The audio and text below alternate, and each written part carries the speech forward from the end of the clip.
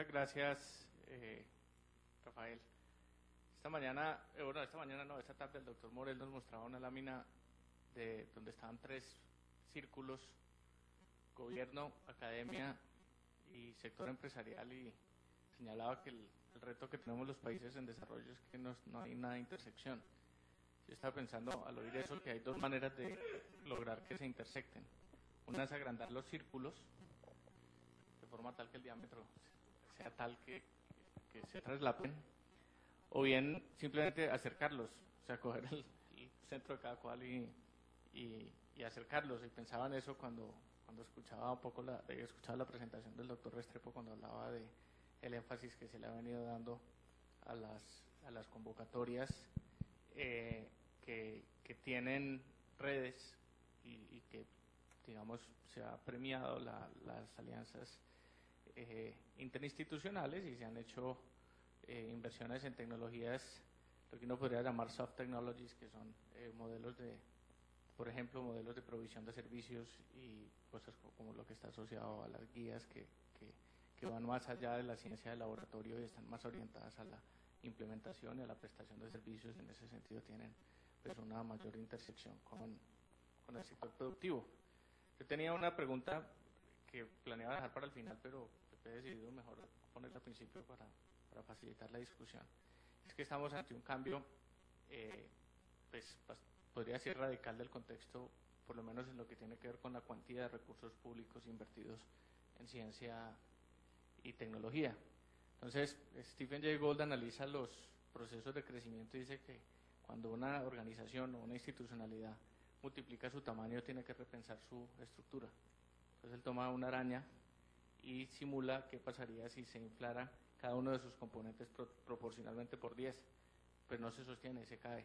Lo mismo si uno coge una catedral románica que es chiquitica y la vuelve el tamaño de una catedral gótica, se cae, porque la estructura no aguanta para el tamaño. Entonces ahora el país va a multiplicar por n veces la cantidad de recursos. La pregunta sería, ¿qué hay que hacer distinto? Ya sabemos qué estamos haciendo, ya sabemos qué estamos haciendo bien, ya sabemos qué retos tenemos, pero ¿qué habría qué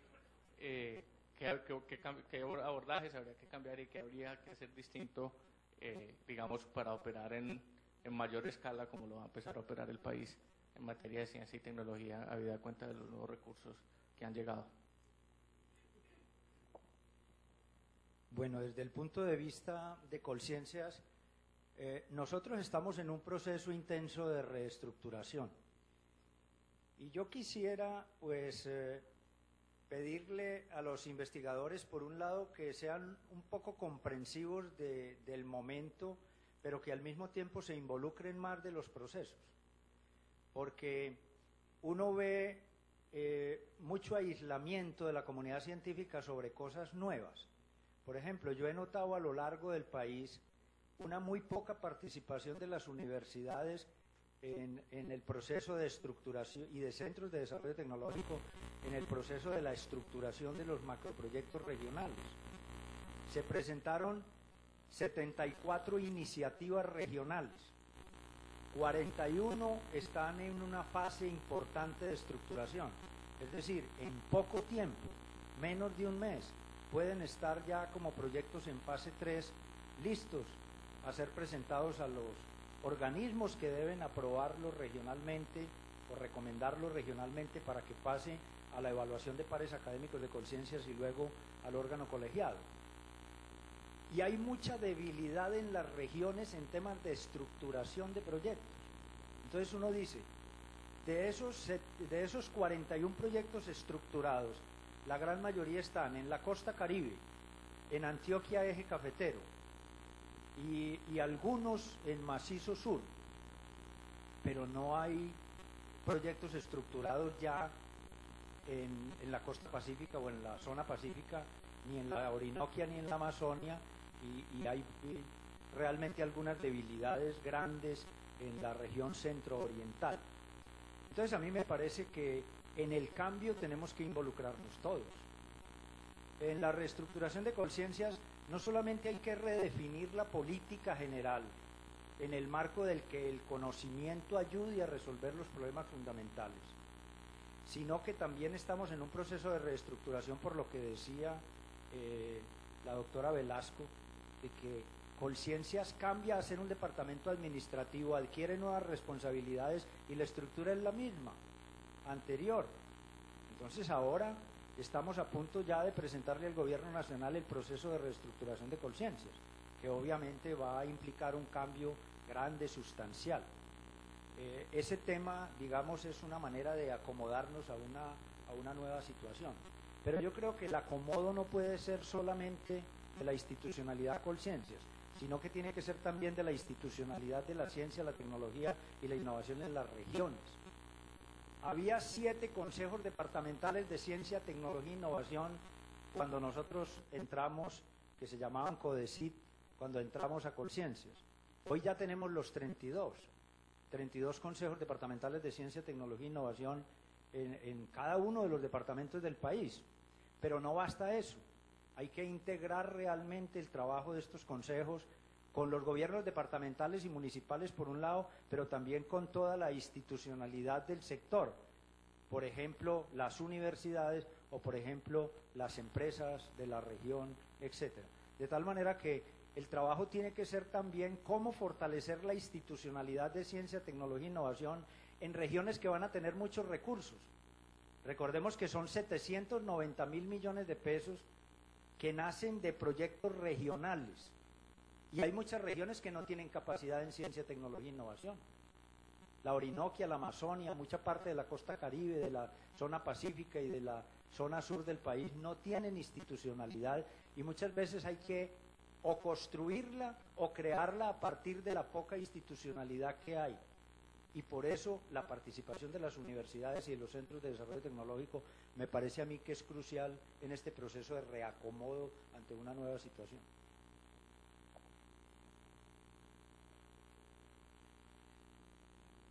3 puntos. Uno es que uno analiza los departamentos que van a recibir grandes cantidades de recursos por sus indicadores de pobreza, entre otros. Para un ejemplo, Chocó, y son los departamentos que menos institucionalidad tienen. Eso genera la obligación que los departamentos vecinos, el gobierno nacional, la academia y el sector científico en general lleguen a esos departamentos a ofrecer su competencia, su capacidad para poder aprovechar, optimizar la inversión de los recursos de las regalías. Pero el reto es cogiendo el avión, cogiendo el transporte, viajando allá, reunirse con el gobernador, con los alcaldes, con los políticos y hacer esa labor. Porque de lo contrario, pues simplemente vamos a tener trastornos en el proceso. En el caso de Región Pacífico lo vivimos con en el caso de Chocó, donde el secretario de Planeación del gobierno pasado decía qué problema para ellos, para que a Quibdó se vaya a vivir un científico por las condiciones urbanas de la capital del departamento. Entonces es claro que tenemos que buscar, tanto en los procesos de regionalización como el gobierno nacional y la academia, la manera de llegar a esos espacios, porque si no se va a quedar la poca institucionalidad que está allá haciendo lo que puede con lo que puede y eso no nos garantiza el éxito. El esquema que ha estado proponiendo Colciencias de generar nodos que se articulen a los grandes centros de innovación que se creen en Colombia puede de alguna manera facilitar la buena inversión de los recursos. En la reglamentación quedó que las secretarías de planeación en los departamentos ejercen la secretaría técnica de los fondos de compensación y de desarrollo regional. Y para ciencia y tecnología, si bien es Colciencias a nivel nacional la secretaría técnica, se nota claramente que las gobernaciones juegan un rol muy importante y dentro de la gobernación las secretarías de planeación, pero estos entes no tienen, Ramiro, como tú lo expresabas ahora, la capacidad de asumir una discusión técnica de este nivel, porque obviamente no fueron pensadas para eso, para no ir más allá. Se ha estado a gritos solicitando desde los departamentos una estrategia para fortalecer esas secretarías de planeación con algún esquema que sería temporal. El gobierno lo está analizando y vemos con muy buenos ojos ese proceso. Y definitivamente lo que ya hemos hablado de la articulación público-privada para generar consensos, ponernos de acuerdo sobre iniciativas y también ejercer de alguna manera un control social a las inversiones, son yo creo que algunos de los puntos que tenemos en esa preocupación, Ramiro, que planteaste. Gracias. Antes de continuar la discusión también con los demás panelistas, voy a tomar una pregunta de Francisco Piedrahita. Muchas gracias. Es que Mapi pasó un cuadro un poco rápido y al final de cómo se distribuye el presupuesto del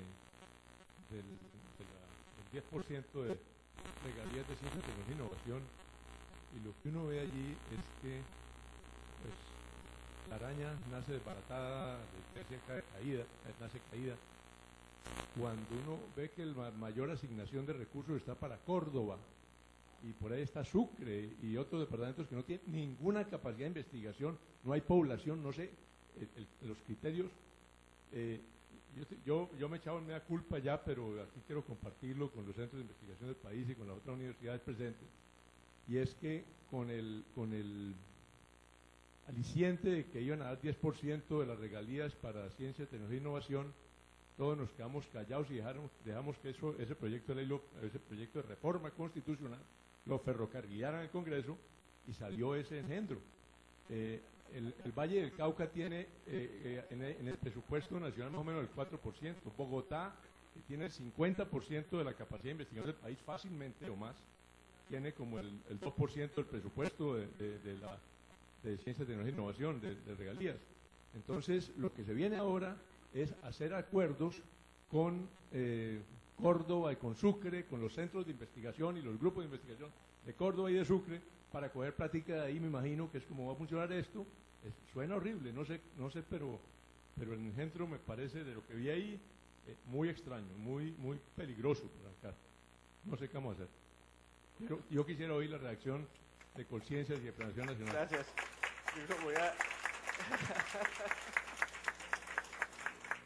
Voy a darle la palabra en primera instancia a María Piedad sobre el engendro.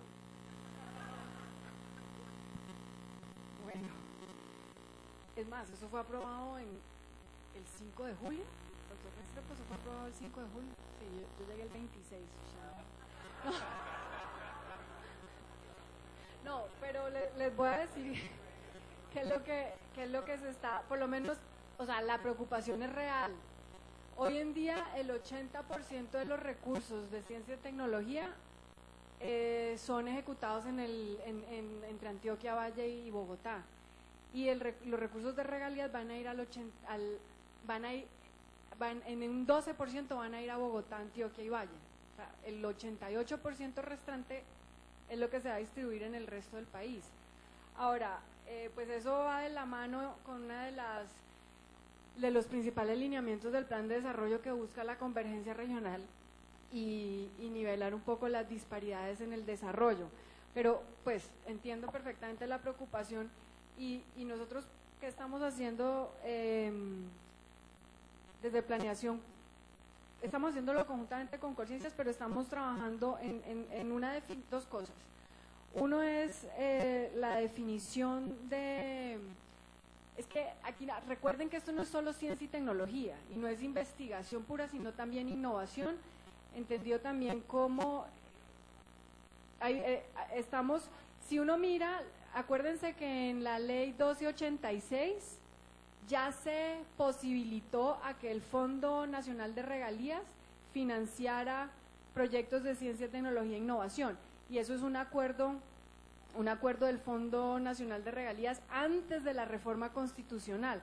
Entonces ahí hay una definición que utiliza el manual de Frascati, que es un referente internacional que define innovación, y que dentro de innovación también incluye innovaciones de proceso, producto. ¿Y a qué voy con esto? que en algunas regiones, si bien no quieren o no pueden porque no tienen la capacidad para utilizarlo en investigación sofisticada, podrían utilizarlo en procesos de mejora, de transferencia de conocimiento, por ejemplo, a empaquetamiento y adaptación tecnológica, parecido a lo que se ha hecho en el sector agropecuario, y también en fortalecimiento de servicios de desarrollo empresarial. Eso es una opción, esto no está decidido, estamos en discusión. Y la otra también es que hay una definición o un concepto nuevo que está introduciendo el Banco Mundial que se llama innovación inclusiva, que uno lo puede mirar desde el lado de la oferta o desde el lado de la demanda. Si se mira desde el lado de la oferta, es cómo resolver problemas de la población en la base de la pirámide con nuevas soluciones. Puede ser, por ejemplo, paneles solares en zonas rurales alejadas que tienen que solucionan problemas ambientales y también de energía, de calidad de vida.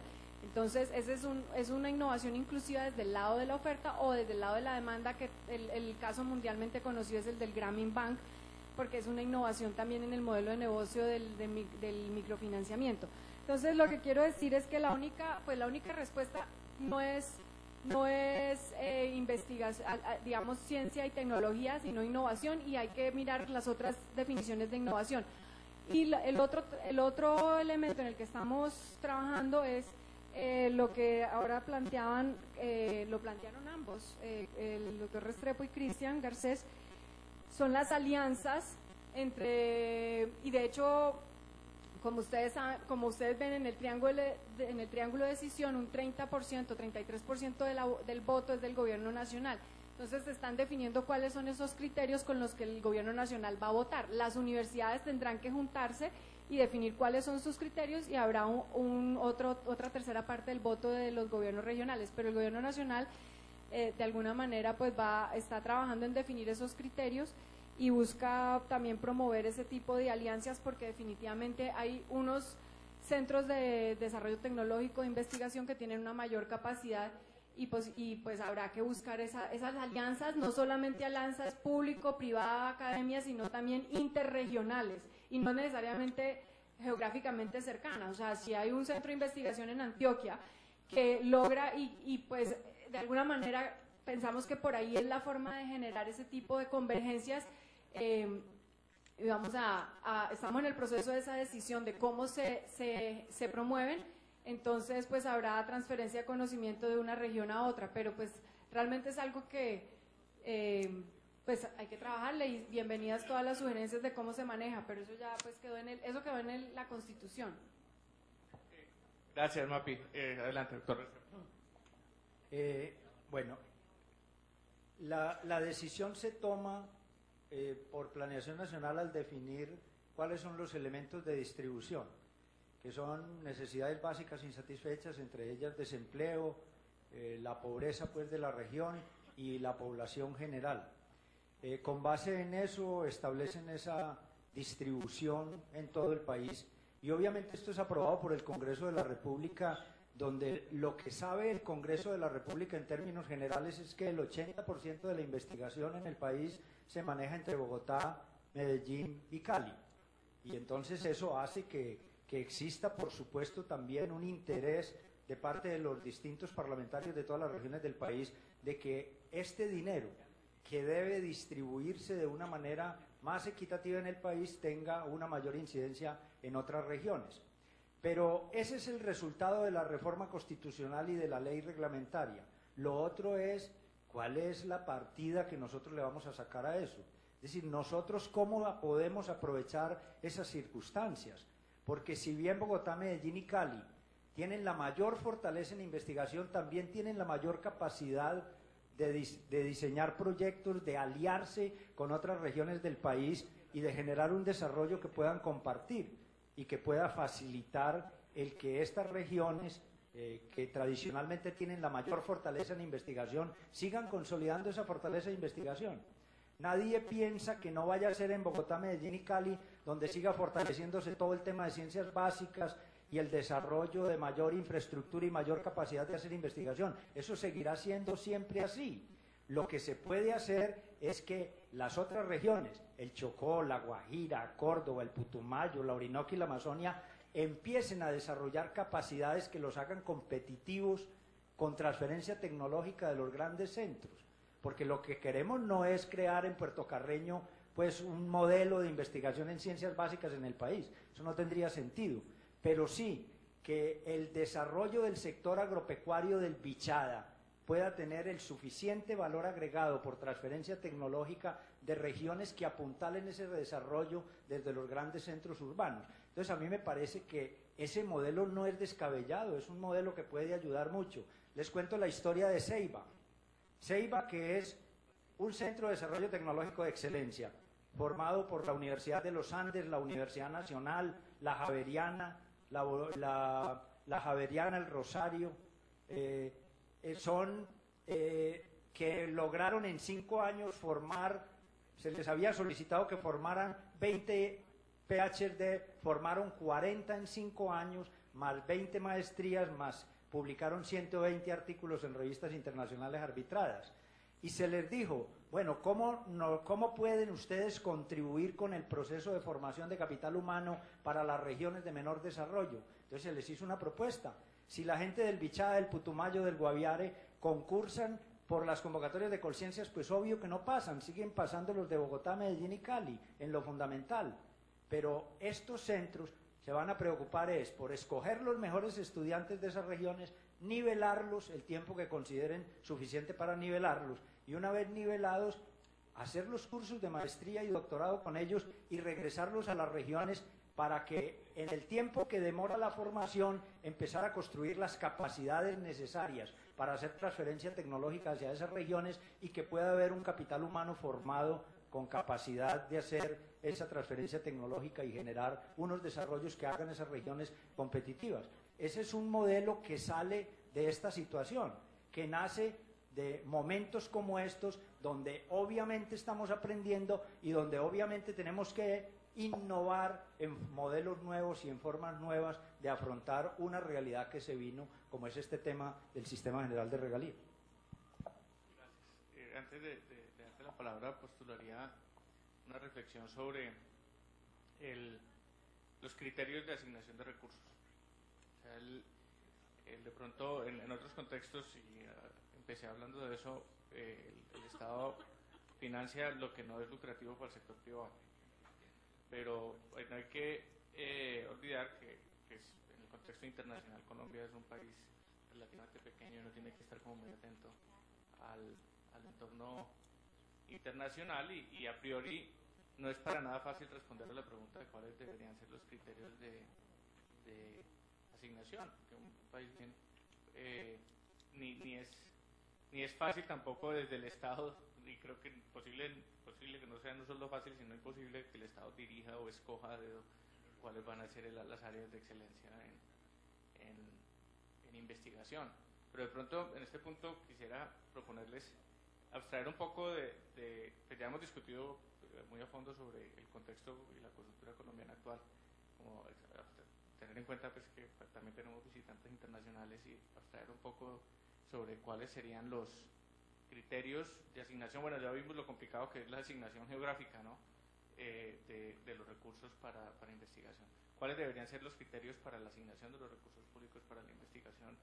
Y, de otra parte, ¿en qué puede Colombia diferenciarse en el concierto internacional? ¿O cómo puede Colombia, digamos, considerar estratégicamente el entorno internacional y ubicarse de una forma que sea, digamos, inteligente en el contexto? Empezaría por Rafael. Bueno, el tema pues que estábamos discutiendo antes que pues vamos